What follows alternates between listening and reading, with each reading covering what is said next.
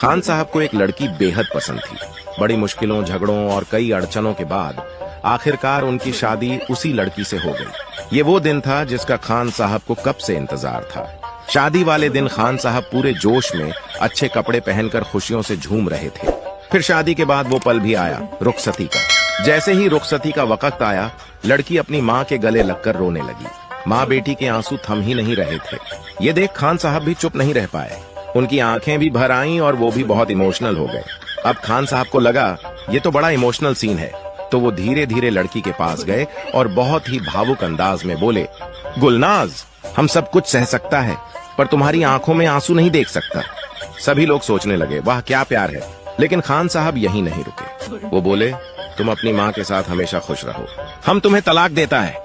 तलाक तलाक तलाक, थोड़ा ड्रामेटिक अंदाज में, जैसे पूरी महफिल चौंक गई हो और सब दंग रह गए।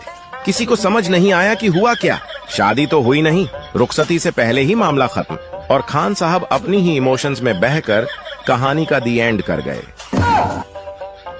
एक पठान शादी की रात बहुत परेशान था कि वो बीवी से क्या बात करे।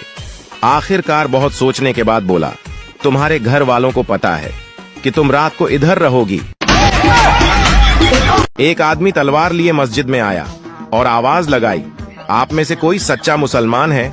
एक बुजुर्ग बोले, मैं हूँ। आदमी उनको बाहर ले गया और उनके कदमों में बकरा ज़ब्ह किया। फिर मस्जिद में गया, तलवार से खून टपक रहा था।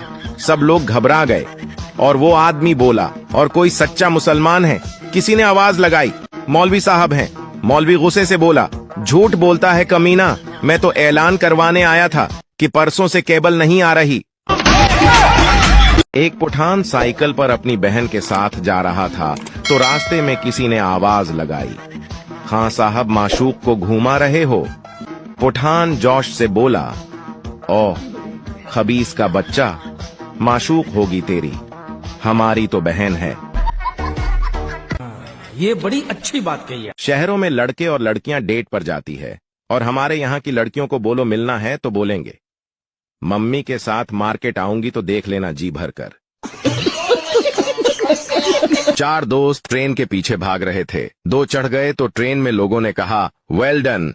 दोस्त बोला, खाक वेल डन, जाना तो उन्हें था, हम तो छोड़ने आए थे। क्या बात है सर, क्या बात है सर। रिक्शा वाला, जनाब 100 रुपए हुए। शीदा, उसे 50 रुपए देता है। रिक्शा वाला, जनाब ये तो बेईमानी है। शीदा, आधे तो डाल ले, तू भी तो बैठकर आया है। सरदार बहुत देर से अपनी खूबसूरत मंगेतर को देख रहा था। लड़की शर्माकर बोली, क्या देख रहे हो? सरदार, मैं ये सोच रहा हूँ कि अगर तुम मेरी अम्मी होती तो मैं भी कितना खूबसूरत होता।